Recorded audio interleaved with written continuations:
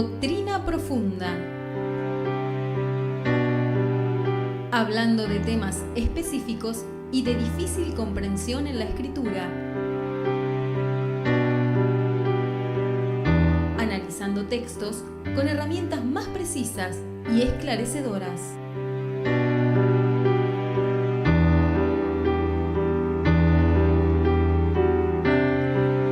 Bueno, llegamos a Doctrina Profunda y hoy vamos a terminar de dar esta enseñanza acerca del ministerio de la mujer. Si hay un ministerio femenino, cuál es el rol que se debe cumplir y demás.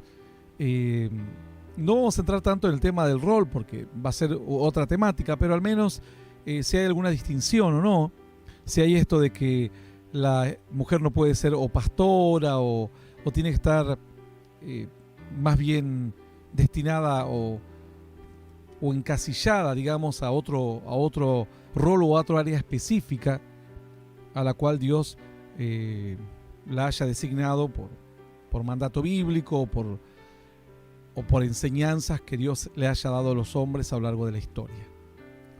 Bueno, vamos a comenzar viendo algunos textos que son controversiales. Vamos a ver cuáles son los textos controversiales. Partamos de la controversia, porque antes que después digan, no, pero usted no leyó tal versículo bíblico, vamos a empezar por la controversia. Vamos a ir a 1 Timoteo 2:7. Yo les voy a leer los textos lo más rápido. No sé si la palabra es rápido, pero sí tratar de hacerlo algo dinámico para que no nos quedemos tanto no nos detengamos demasiado. Luego ustedes lo pueden leer tranquilos, con paciencia en sus hogares, y yo les voy a ir dando todas las citas bíblicas correspondientes. Dice la Escritura en 1 Timoteo 2:7: para esto yo fui constituido predicador y apóstol, digo la verdad en Cristo, no miento, y maestro de los gentiles en la fe y verdad. Quiero pues que los hombres oren en todo lugar, levantando manos santas, sin ira ni contienda.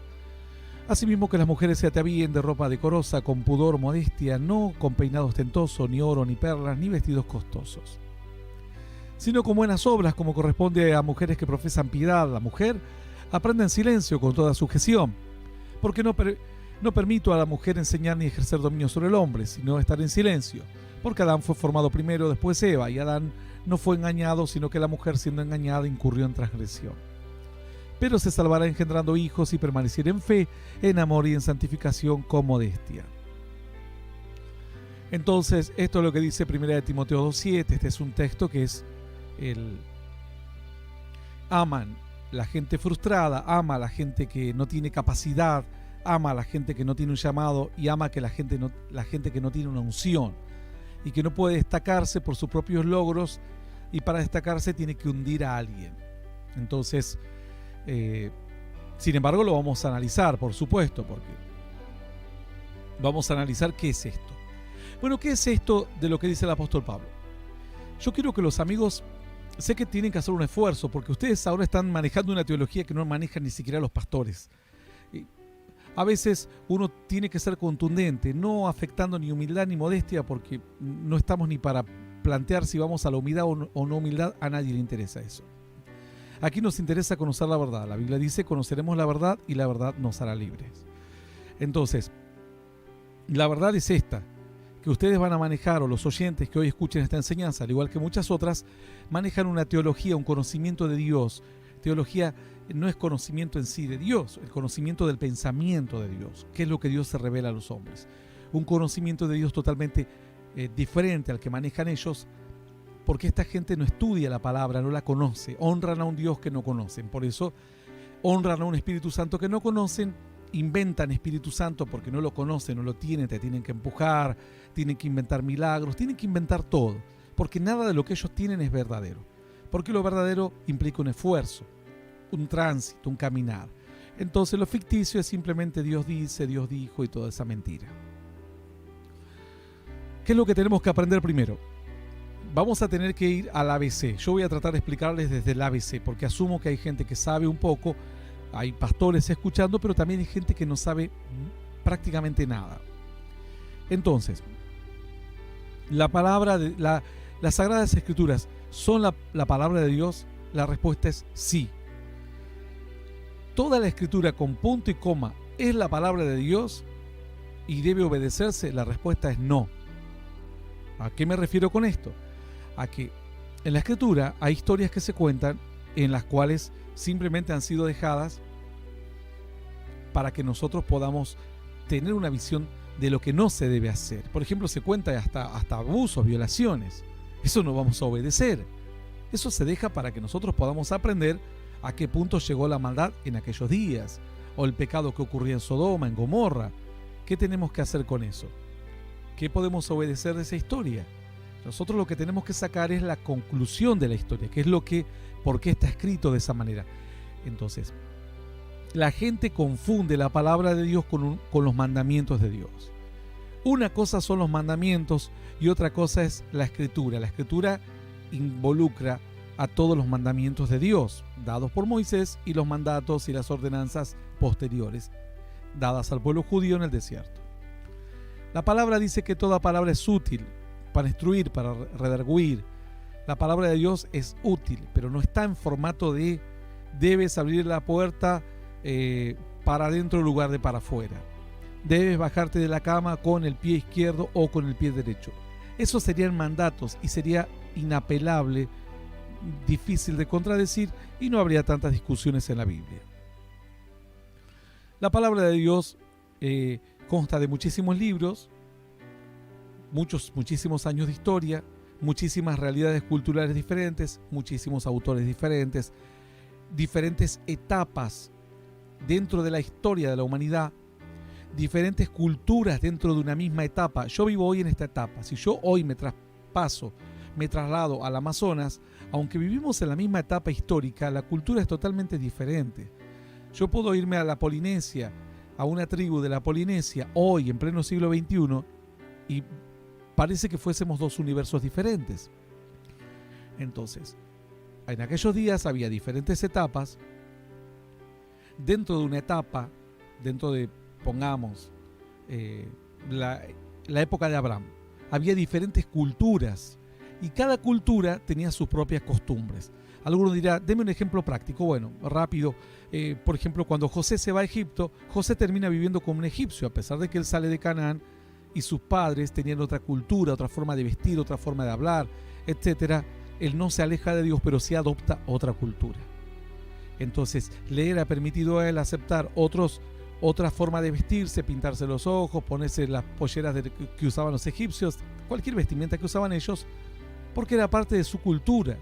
Si eso lo hubiese hecho en la tierra de Canaán o en el contexto de sus padres, seguramente alguien le hubiese querido quitar la vida por hacer algo que iba en contra de la cultura de sus padres o de sus ancestros. Creo que ahí vamos entendiendo. Entonces, además hay diferentes épocas en la historia. Salimos de la época de Abraham y podemos entrar o retroceder a la época de Babel, donde la humanidad era otra, el conocimiento era otro, la cultura general o los avances dentro de los diferentes pueblos eran otros, había menos comunicación o en algunos casos había más comunicación entre los pueblos porque estaban en una misma región. Entonces hay una gran diversidad. Después Dios le hablaba a diferentes personas porque tenía un plan. A veces el plan iba desde Abraham, por ejemplo, hasta Jesús o hasta estos días. Con Abraham el plan va desde Abraham hasta nuestros días. Podemos tomar otro caso, con Moisés. Con Moisés el plan va de Moisés a la muerte de Cristo en la cruz, porque él clava los mandatos y decretos que nos eran contrarios, triunfando sobre todos los demonios allí en la cruz, los exhibió públicamente. Entonces vemos que un plan a veces tiene un principio y un fin, a veces un plan tiene un principio y no tiene un fin, y a veces el principio del plan se remonta incluso hasta antes de la fundación del mundo, como es Cristo destinado a morir por los pecados. Esto es para que tengan una idea. Hay planes que tienen un principio y tienen un fin, porque son épocas, etapas. Entonces, como vemos, la Biblia no es un libro tan fácil de entender. Parece fácil cuando tomamos historias así nomás. Hay momentos en que Dios da concesiones. Si esto fuese complicado ya, hay momentos que Dios da concesiones, permite algunas prácticas que no es lo perfecto, lo que Dios hubiese querido, pero que Dios lo tolera, entendiendo que el hombre está en una etapa de su desarrollo y dentro de una cultura. Y antes que cambiarle la cultura y llevarlo a una etapa de desarrollo superior, ese pueblo va a terminar muriendo lejos de Dios porque no van a alcanzar a hacer cambios en el lapso de 20, 30, 40 años. Ahí podemos ver, por ejemplo, cómo Dios le da una concesión referente al divorcio. Cómo Jesús quebranta el día de reposo. Aunque el día de reposo era un día para el hombre, un día para bendición del hombre. Tomándolo desde diferentes puntos, los judíos pensaban que Cristo lo había quebrantado. Pero Jesús dijo, yo soy Señor del día de reposo. El día de reposo no se hizo para que el hombre sea esclavo de él, sino para que el hombre tenga un tiempo y se dedique a Dios. No es un mandato al cual el hombre tiene que estar esclavizado. Se hizo el mandato para que el hombre disfrute, no el mandato para que el hombre se esclavice del mandato. Entonces todas estas variantes, todos estos diferentes aspectos son complejos de discernir. Hay momentos de la historia que el hombre tiene que luchar por su vida. Entonces era la vida de ellos o la vida de los otros. Por eso escuchamos de guerras, de persecuciones y demás. Vamos ahora a otro aspecto. No voy a profundizar tanto, voy a darles un pantallazo solamente para que tengan una idea más o menos de cómo es la escritura, cómo llega. Después, muchos de estos varones contaban historias. Nunca ellos pensaron que estaban haciendo una Biblia. Por ejemplo, podemos tomar la ley de Moisés. Sí, ellos pensaban que era una ley que servía para ellos y para sus hijos, por lo cual eran muy cuidadosos a la hora de escribirlas, transcribirlas, mantenerlas, comunicarlas y demás.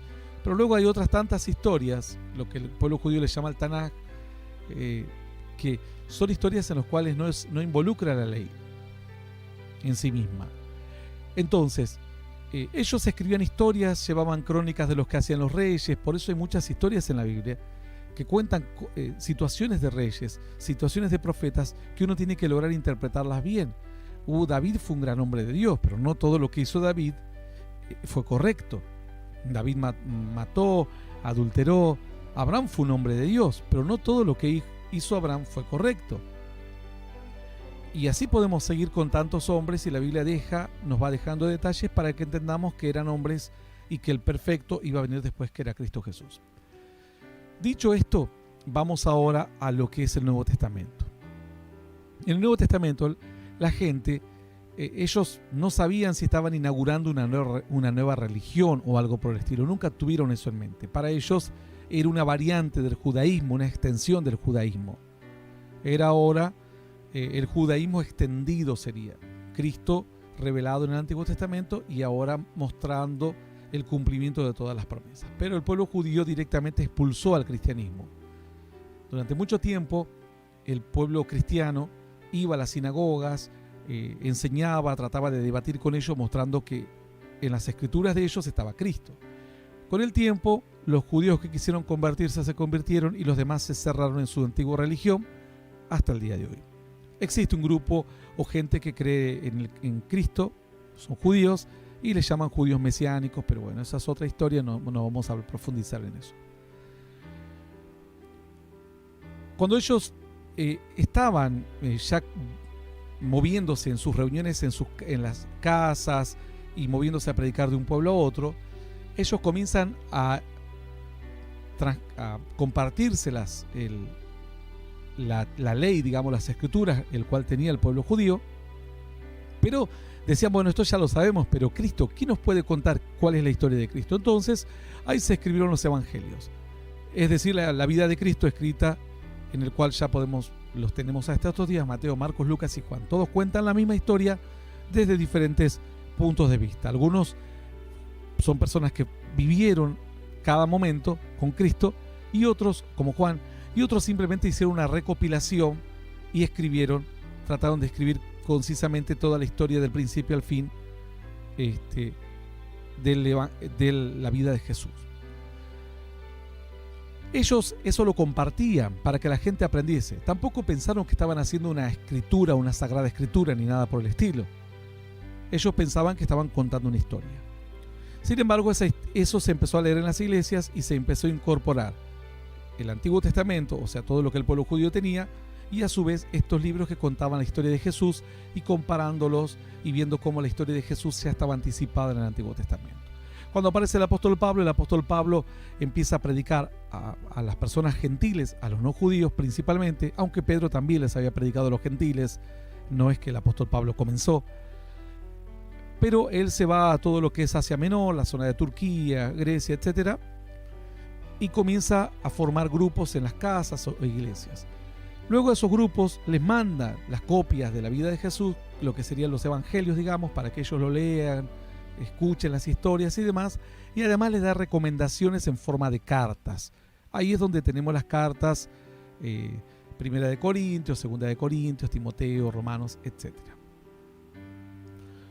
Cuando él escribe, él tampoco estaba pensando que estaba escribiendo la Sagrada Escritura. Porque si ustedes escuchan lo que él dice en algunos momentos, e incluso comete algunos errores el apóstol Pablo, porque no dejaba de ser un hombre como cualquier hombre de la Biblia, ungido, llamado por Dios, etcétera, pero no infalible. Somos seres humanos, no somos infalibles. Podemos cometer errores.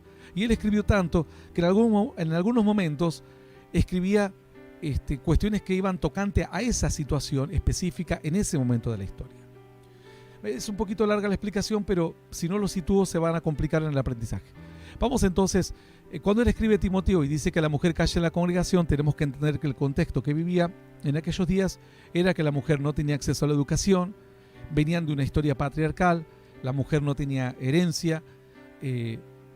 Alguno puede decir, bueno, pero él dijo eso. No, él habla desde su realidad y da el consejo desde su realidad. Alguno dirá, pero él está mostrando la perfecta voluntad de Dios. No, no todo lo que escribe el apóstol Pablo es la perfecta voluntad de Dios. Por ejemplo, les voy a dar un ejemplo. Primera de Corintios 7:12 dice, a los demás yo digo, no el Señor. Primera de Corintios 7:12, y a los demás yo digo, no el Señor, aclara, no el Señor. Esto es un consejo mío, dice él. Según lo que yo entiendo, si algún hermano tiene mujer que no sea creyente y ella consiente en vivir con él, no la abandone, y si una mujer, bueno, no es el hecho de la historia que sigue, luego pueden leerla, 7, 12, 13 y 14, pero comienza diciendo a los demás, yo digo, no el Señor. Eso es 1 Corintios 7, 12. Vamos a 2 Corintios 12, 11. Yo me he hecho un necio al gloriarme, vosotros me obligasteis a ello. Pues yo debía ser alabado por vosotros, porque nada he sido menos que aquellos grandes apóstoles, aunque nada soy. Entonces, él en la carta está escribiendo y les dice, ¿saben qué? Yo cometí el error. En las cartas que les escribí les conté que yo hice ayuno, que hice esto, que hice lo otro, que fui aquí, fui allá. Pero estuvo mal, no lo debería haber hecho. Fui un necio en gloriarme. ¿Por qué les escribía cartas recomendándoles que tengan cuidado de los falsos apóstoles, de los falsos profetas, que no crean a lo que los demás dicen solo por palabras, que traten de mirar con los ojos más profundos de la fe? La gente es más susceptible del que lo impresiona más. Por eso a veces, cuando uno es demasiado humilde en su forma de moverse en Dios, el otro, que es un cara dura, un adúltero, un hijo de Satanás, envuelve rápidamente a los demás porque falsea y finge. Y a veces, los que realmente conocemos el poder de Dios y sabemos que no es para que uno ande show off, como se dice en inglés, o fanfarroneando, la gente te mira y dice, bueno, no tiene tantas revelaciones, tanto poder. No es que no te quiere contar todo porque no te quiere salir a fanfarronear como los demás, que en realidad los demás no tienen experiencias. Al no tenerlas, las quieren inventar. Es como aquel que dice, no, tuve una novia, salí con esta. Mentira, nunca salió ni con aquella, ni con cuál, ni con quién. Quiere hacerse un nombre, quiere que lo escuchen. Entonces el apóstol Pablo, fíjense en 2 Corintios 12:11, dice, yo me hice un necio al gloriarme. Era claro que él no sentía que estaba escribiendo una Biblia. Él estaba dando consejos sabios de Dios, pero no estaban exentos de errores, de escribir desde su subjetividad. Todas sus enseñanzas debían ahora atravesarse por toda la Biblia. El apóstol Pablo no puede invalidar la ley de Dios. El apóstol Pablo, un apóstol destacado, hizo cosas tremendas, fue usado tremendamente por Dios, pero no va a invalidar, cuando él comete errores, no puede invalidar leyes eternas de Dios. Él mismo, después de escribir algunas cosas, dijo, no, me equivoqué. Lo que escribí no tendría que haberlo escrito, me glorié. Luego en otros dice, yo esto le digo como de mi parte, no de parte de Dios, como un consejo mío. Ahora la gente después de muchos años toma la Biblia y lo que han sido consejos de parte de un apóstol a situaciones específicas lo toman como la norma de Dios. Esto es la voluntad de Dios. Y cometen un grave error porque no aprenden a estudiar doctrina. Agarran un versículo y arman una filosofía de vida y una ley divina. Fíjense lo que dice 1 Corintios 7:6, abonando también esta idea. Mas esto digo por vía de concesión, no por mandamiento. Otra vez el apóstol Pablo claramente dice, esto yo lo digo como para permitirles esto, no por mandamiento, como para que lo hagan si desean. No es un mandato de Dios.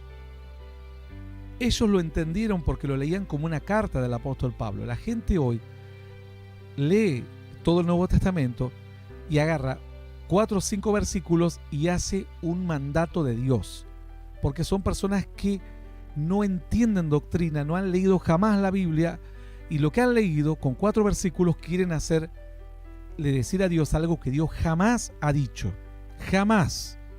Dios, y va contrario a todo el Antiguo Testamento. No solo al Antiguo Testamento, depende, algunos pueden decir, bueno, el Antiguo Testamento, que es el Antiguo Pacto, no importa, desde la creación del mundo hasta el nacimiento de Cristo, va en contra de todo el plan de Dios. Alguno dirá, pero ¿cómo puede ser que alguien pueda hacer algo que esté mal? No, él lo daba en ese contexto. Y a él le pareció y juzgó dentro de lo que hizo lo más correcto. David fue profeta, profetizó, fue un rey, fue un varón conforme al corazón de Dios. Sin embargo, en un momento mandó a censar al pueblo. Pero ellos tenían la sabiduría suficiente para decir lo que David hizo no estuvo bien, pero eso no quita que David sea malo. Fue un error de David. Bueno, el apóstol Pablo en algunos casos da consejos según el contexto de lo que él está viendo, según el contexto de la historia patriarcal, según el contexto del pueblo judío, la visión judaizante que él tenía.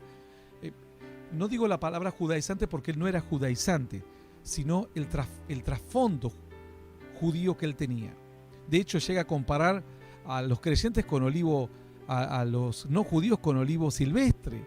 Yo digo, algunos todavía ven esa historia y consideran que esto es verdad. Es así, que somos un olivo silvestre. Bueno, entonces olivo silvestre fue Melquisedec, por ejemplo, porque no era judío. Sin embargo, Abraham diezmó a Melquisedec y en sus lomos estaba todo el pueblo judío. Ni hablar si seguimos atrás con Noé, etc. Enoc, que fue arrebatado a la gloria de Dios, también, según el apóstol Pablo, sería olivo silvestre. Entonces, lo que él estaba enseñando era una enseñanza para que aprendamos a valorar que Dios ahora, que nosotros entramos adentro de un plan de Dios, pero quizás a veces las comparaciones que él usaba no eran comparaciones que tengan que tomarse literalmente, porque después entran en conflicto con el resto de la historia de la Biblia. Uno tiene que entender que está queriendo ejemplificar, y en algunos casos la historia del olivo silvestre y del natural no deben de tomarse así, tan textualmente. Si lo tomas textualmente, entonces le decís, Melquisedec, usted es olivo silvestre. Y dice la Escritura que Melquisedec es el sacerdocio de Cristo. O sea, que ya no cierra nada ahí. Lo que hay que tomar esas historias como él quiere dar una enseñanza buena, y los ejemplos que a él se le vienen a la mente son esos, y que nosotros, al tener un conocimiento pleno de la palabra, entender lo que le quería decir. No que el gentil es un creyente de menor valía que el judío, que el no judío tiene menor valor. Él era fariseo, él venía de esa historia, y él podía dar esa explicación. Vamos a ver un texto antes y ya entramos de lleno. Hay muchos, pero solamente le vamos a dar otro ejemplo. Ahora con el apóstol Pedro. Dice la Escritura que en un momento el apóstol Pedro estaba orando y le vino una visión y se le bajó un lienzo con animales y cuadrúpedos, algo que la ley estaba condenado comerlo porque eran animales que Dios le había prohibido comer. Entonces una voz que le dice, mata y come, cuando ve ese lienzo descender con animales impuros. Y él dijo, nunca ha entrado en mí nada inmundo en mi boca. Entonces le dijo, no llames inmundo a lo que el Señor santificó, etc. En ese momento había otro hombre en otro lugar a quien Dios le habló y le dijo: ve y llama a Pedro, un varón llamado Cornelio, y él no entendía. De repente le dijo el Espíritu Santo: vienen a buscarte, ve y acompáñalos. El que buscaba a este varón era un hombre que era gentil, y él nunca hubiese ido a la casa de un gentil, menos a compartirle la palabra de Dios. Sin embargo, después ellos fueron llenos del Espíritu. Esto lo pueden leer después con paciencia si quieren, en Hechos 10:45. Y los fieles de la circuncisión que habían venido con Pedro se quedaron atónitos de que también sobre los gentiles se derramase el don del Espíritu Santo. Entonces, ellos no sabían el alcance de la fe todavía. Pedro había caminado con Jesús, le había enseñado todo, pero todavía no tenía todo claro. Eran hombres. Si esta historia no hubiese ocurrido, hubiésemos pensado que Pedro tenía todo el panorama claro. No, en un momento hasta el mismo apóstol Pablo reprende a Pedro, porque cuando venían los gentiles, los judíos, se alejaba de la gente no judía, porque los judíos es como que miraban como a los demás como de bajo valor ante Dios. Y cuando se iban los judíos, ahí se juntaba otra vez con la gente no judía. Entonces el apóstol Pablo lo reprende en la hipocresía. Ellos tenían la capacidad para darse cuenta que eran hombres ungidos, bendecidos, pero que todavía tenían que pulir cuál era el mandato de Dios, interpretar cómo se acoplaba toda la historia antigua con este nuevo reino de Dios y esta nueva fe. El apóstol Pedro no sabía el alcance de la fe. Él pensaba que la fe era para solamente el pueblo judío. Y Dios lo sorprende con la historia esta del lienzo. Bueno, ya tenemos algunos 4 ejemplos, y van a encontrar muchos más. Entonces, cuando el apóstol Pablo habla y dice que la mujer calle en la congregación, yo digo, si esto es verdad, entonces tenemos que borrar muchas historias pasadas. Ustedes van a elegir. Si esta palabra es una ley eterna, tenemos que borrar muchos textos que ahora vamos a leer, e historias. Si esto es un mandato que él da por un contexto específico, tenemos que entenderlo simplemente como tal y nada más. Como fue el divorcio, la carta de divorcio que Dios dio a través de Moisés. Y Jesús dijo: eso fue por un momento, por la dureza del corazón, pero la perfecta voluntad de Dios no era esa. Bueno, ahora ya tenemos una buena introducción y tenemos un buen panorama de estos casos. Algunos dicen: la mujer no tiene que hacer nada, un 0 a la izquierda. No puede predicar, tiene que engendrar hijos y así se va a salvar. Bueno, ¿qué dice la Escritura en Juan 4:39? Muchos de los samaritanos de aquella ciudad creyeron en él por la palabra de la mujer, que daba testimonio diciendo: me dijo todo lo que he hecho. Entonces vinieron los samaritanos a él, le rogaron que se quedase con ellos, y se quedó allí 2 días. Y creyeron muchos más por la palabra de él, y decían a la mujer: ya no creemos solamente por tu dicho, porque nosotros mismos hemos oído y sabemos que verdaderamente este es el Salvador del mundo, el Cristo. Entonces tenemos un caso de una mujer, la samaritana, predicando. Alguien puede decir: bueno, pero esa mujer no era pastora. Podés poner el título que vos quieras: predicadora, evangelizó, lo que vos quieras. En definitiva, todo el pueblo fue a Cristo a través de una mujer. Es así.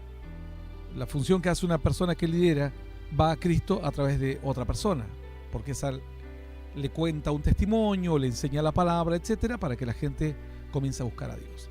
Bueno, alguno dirá: es solo un caso. Bueno, tenemos a Lucas 24:9. Y volviendo del sepulcro dieron buenas nuevas de todas estas cosas a los 11, y a todos los demás eran María Magdalena, Juana y María, madre de Jacobo, y las demás con ellas, quienes dijeron estas cosas a los apóstoles. Mas ellos les parecían locura las palabras de ellas, y no les creían. Las que dan el primer testimonio de la resurrección de Cristo son todas mujeres: María Magdalena, Juana, María la madre de Jacobo y todas las demás mujeres que estaban allí.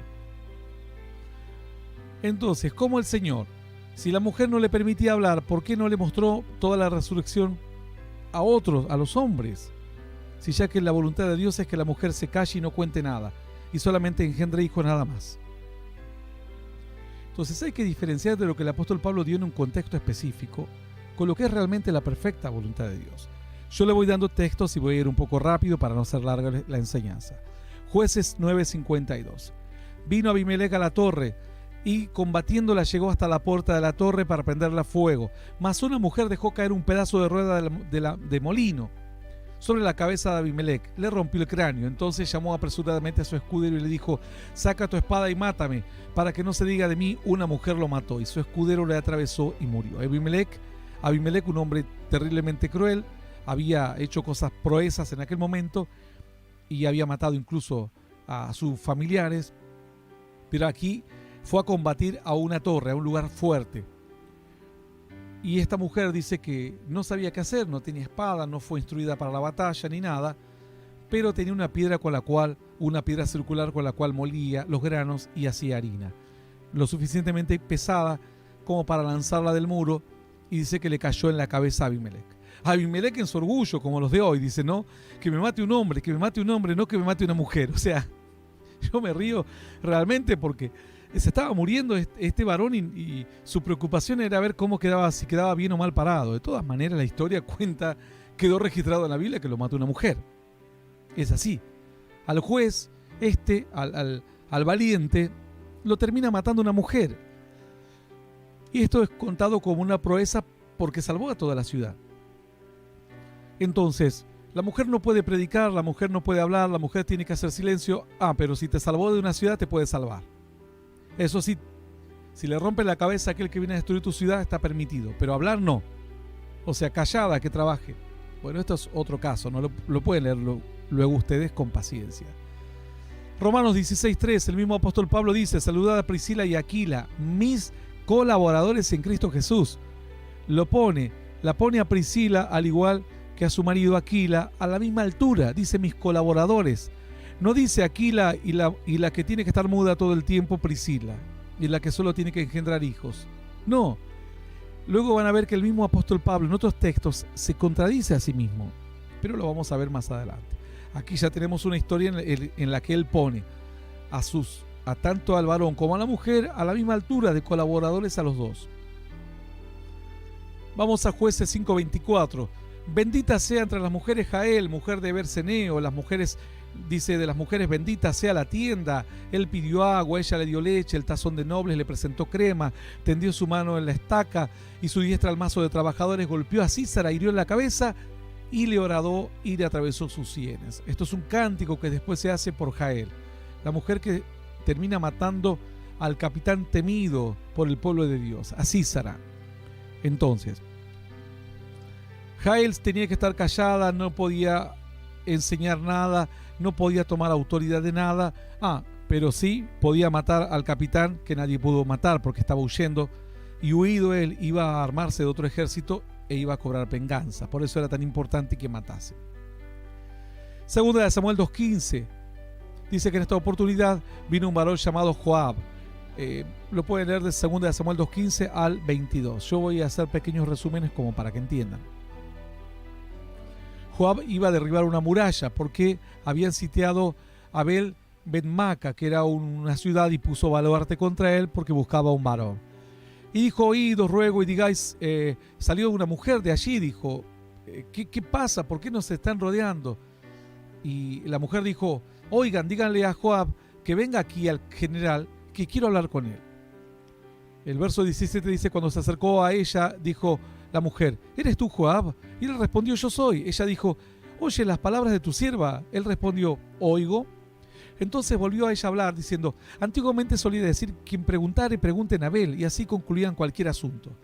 Entonces, ¿por qué estamos debatiendo tanto? ¿Cuál es este problema? Yo soy de las pacíficas, dijo ella, y fieles de Israel. Pero tú vienes a destruir la ciudad, que es una ciudad de las más antiguas de Israel, la madre, dice ella, de Israel. ¿Por qué destruye la heredad de Dios? Joab respondió diciendo: nunca tal me acontezca que yo destruya ni deshaga nada. La cosa no es así, mas un hombre del monte de Efraín, que se llama Seba, hijo de Bicri, ha levantado su mano contra el rey David. Entregame a ese hombre solamente y miré de la ciudad. La mujer dijo a Joab: he aquí, su cabeza te será arrojada desde el muro. La mujer fue luego a todo el pueblo con su sabiduría, y ellos cortaron la cabeza de Seba, hijo de Bicri, y se la arrojaron a Joab. Él tocó trompeta y todos se fueron. Una mujer, la calladita, la que no tenía que hablar, la que no puede enseñar, salvó a toda una ciudad. Le dijo, mira, yo soy pacífica, pero tengo dos neuronas que se conectan unas con otras. ¿Cuál es el problema? Hay un delincuente aquí. ¿Lo querés al delincuente? Habló a los jefes, le dijo, mire, yo soy mujer, no puedo ir a matar a este hombre. Pero, ¿qué van a esperar? ¿Que muramos todos siendo participantes del pecado de él? Si él se levantó contra el rey y hay una ley, entreguen su cabeza y se acabó el asunto. Porque muchas cabezas más van a rodar si no lo hacemos. Y fue y le tiraron la cabeza de este varón, Seba, y dice que todo el ejército abandonó. Y la mujer sabia salvó a todo el pueblo, la que no podía hablar, la que no puede predicar, la que no puede enseñar, la que no puede tomar autoridad. La Biblia nunca condenó esta actitud, no dijo es una mujer manipuladora, una mujer que fue y manipuló a todos para que maten a Seba. Y todas estas fantasías que el frustrado, el que no quiere estudiar la Biblia, el que no quiere buscar la presencia de Dios, el que cree que por nacer hombre ya tiene un privilegio, o sea, nací hombre, ya está, soy privilegiado. A igual neuronas me van a elegir a mí. O aunque yo tenga menos neuronas y menos esfuerzo, listo, porque yo soy hombre. No es así. Josías, rey, Hilcías, sumo sacerdote, escuchen esta historia. Segunda de Crónicas 34:22. Entonces Hilcías, sumo sacerdote obviamente, y el rey fueron a Hulda, profetisa, mujer de Salum, hijo de Tigba, hijo de Aras, guarda de las vestiduras, la cual moraba en Jerusalén en el segundo barrio, y le dijeron las palabras antes dichas. Ella respondió, Jehová, Dios de Israel, ha dicho así, decid al varón que os ha enviado a mí, he aquí, así ha dicho Jehová, yo traigo mal sobre este lugar y sobre los moradores de él. Bueno, sigue leyendo el texto, todo, que están escritas en el libro de la ley que leyeron delante del rey de Judá. Por cuanto me han dejado y han ofrecido sacrificio a dioses ajenos, bueno, habla así. Más el rey de Judá, dice el verso 26, que os ha enviado a consultar a Jehová, así le diréis, Jehová el Dios de Israel ha dicho así, por cuanto oíste mis palabras del libro y tu corazón se conmovió y te humillaste delante de Dios al oír sus palabras sobre este lugar y sobre sus moradores, y te humillaste delante de mí, rasgaste tus vestidos y lloraste en mi presencia, yo también te he oído, dice Jehová. Hulda, una mujer, el rey y el sumo sacerdote humillándose ante la calladita, la que solo estaba hecha para que engendre hijos y nada más, y que tenía que callar en la congregación. Hulda hubiese dicho, no, yo leí que el apóstol Pablo dice que calle en la congregación, así que no voy a enseñar nada, no voy a hablar nada y no voy a dirigir a nadie. No. Jueces 4:5, la historia conocida por todos, Débora, y acostumbraba a sentarse bajo la palmera de Débora, entre Ramá y Betel, en el monte de Efraín, y los hijos de Israel subían a ella a juicio. Esta era una mujer profeta y era una mujer jueza, gobernaba a todos los hombres y mujeres, jóvenes y niños de todo el pueblo de Israel. Jueces 4:5, la historia es larga, léanla en sus hogares. Bueno, hemos visto muchas historias. Alguno dirá, pero así todo no me convence. Algo no me convence. Bueno, si no te convences por esto, te vas a convencer por esto otro. En la Biblia hay doctrinas, temas. Los temas, cada uno tiene un peso. El amor, por ejemplo, tiene un peso muy importante en la Biblia. La misericordia, hay un peso muy importante. Si Dios te dijo, mira, el día sábado, pero de repente tenés que hacer de misericordia de alguien, probablemente puedas quebrantar el día de reposo, como lo hizo Jesús, para sanar a un enfermo y hacer misericordia a alguien que está mal. Hay temas importantes en la Biblia. La santidad es innegociable. El amor, la misericordia, el perdón, el juicio eterno, el castigo a los malos, son fundamentos de la fe. Si vos sacás uno de esos fundamentos, tenés que arrancar hojas enteras de la Biblia y deshojarla al punto tal que no te va a quedar nada de la Biblia. Entonces la escritura son puntos dispersos como si fuesen pequeñas neuronas, por así decirlo, que son temas de la Biblia y todos se conectan con todos. Hay algunos que son más fuertes. Si vos ves que hay uno que entra en conflicto con otro, prevalece el más fuerte o la doctrina más fundamental, la que es sostén de otras. La santidad es una doctrina, sostén la salvación, la vida eterna, el juicio final, entre tantas. El libre albedrío.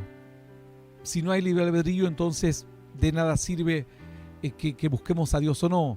Si en definitiva no vamos a decidir si vamos a ser buenos o malos. Ya Dios decidió por nosotros.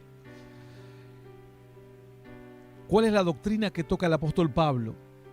Que él obviamente en ese momento da esa enseñanza en ese contexto y le pareció lo correcto.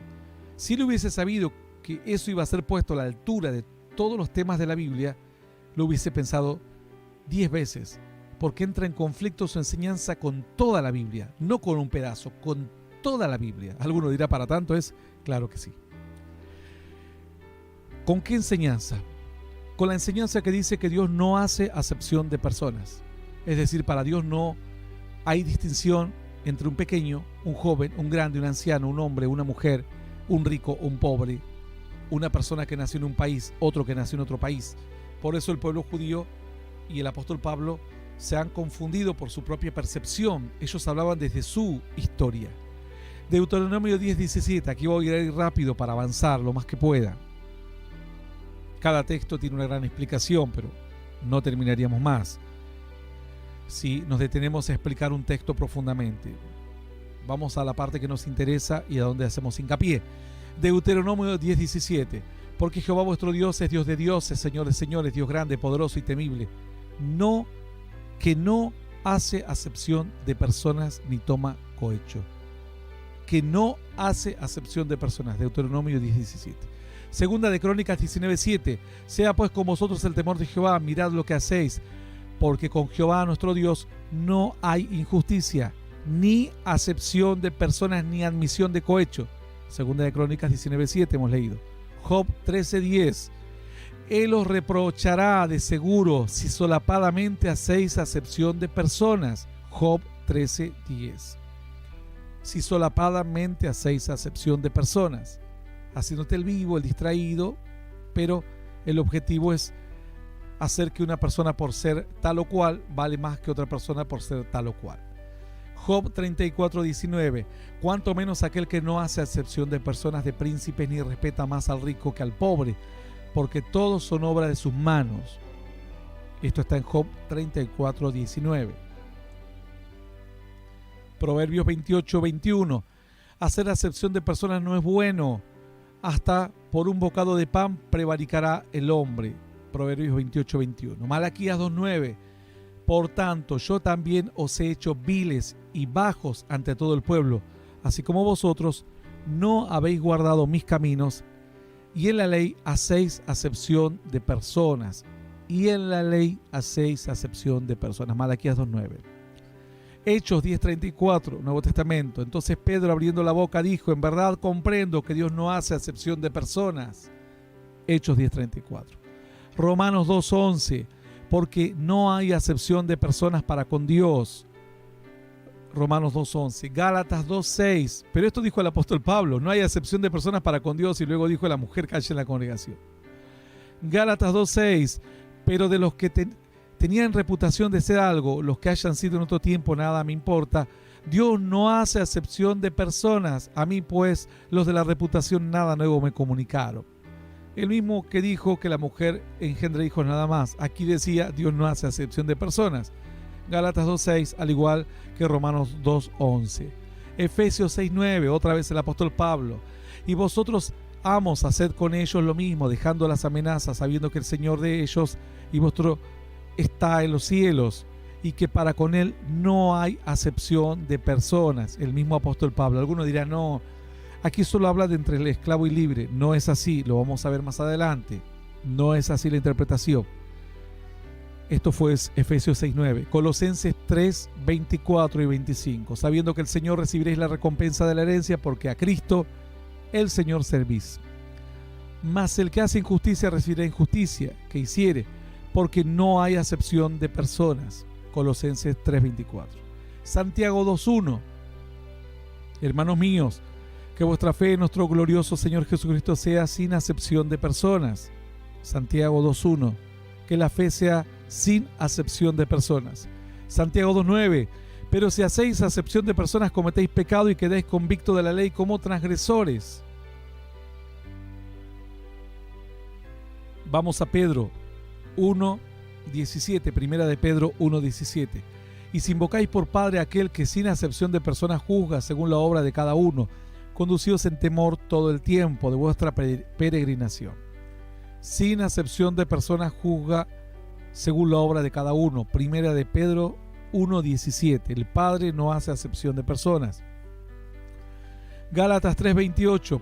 El apóstol Pablo otra vez, aquel que dijo que la mujer debía callarse en la congregación y lo demás. Ya no hay judío, ni griego, no hay esclavo, ni libre, no hay varón, ni mujer, porque todos vosotros sois uno en Cristo Jesús. Gálatas 3:28, la acepción de personas que el apóstol Pablo siempre habló, no solamente incluyó esclavo ni libre, ni judío ni griego, también él mismo lo dice, no hay hombre ni mujer, no hay diferencia. Y finalmente, Primera de Corintios 11:11, otra vez el apóstol Pablo, pero en el Señor ni el varón es sin la mujer, ni la mujer es sin el varón. En definitiva, un joven o alguien, un oyente, una vez pidió un versículo bíblico, creo que aquí hay mucho más que un versículo bíblico, para definitivamente zanjar toda esta fantasía que han inventado de que la mujer puede o no hacer tal o cual cosa. Lo mismo que puede hacer el hombre si la mujer está capacitada, busca a Dios, ora, lee la Biblia, se consagra, puede hacer lo mismo que el hombre pueda hacer. Esa es la perfecta voluntad de Dios. Luego los tiempos y las sazones y las culturas fueron tratando de asimilar esto y les fue difícil, como la esclavitud. Dios le daba la palabra, pero todavía tenían esclavos. Pero la perfecta voluntad de Dios nunca fue que el hombre esclavice a otro hombre. Pero entre que lo maten, porque si no lo tomaban como esclavo, lo mataban. Entonces Dios le dijo, bueno, tengan a sus esclavos, trátenlos bien, denles de comer, etcétera, etcétera, hasta que la cultura, el hombre avance. Fue un viaje bastante extenso, hemos tratado de ser lo más didácticos posibles y creo que con esto tienes muchas armas espirituales para de una vez por todas enseñarle ciencia de Dios, conocimiento verdadero de Dios a muchos que incluso se hacen llamar maestros de la palabra y que nada saben absolutamente de la Biblia. Nos vamos.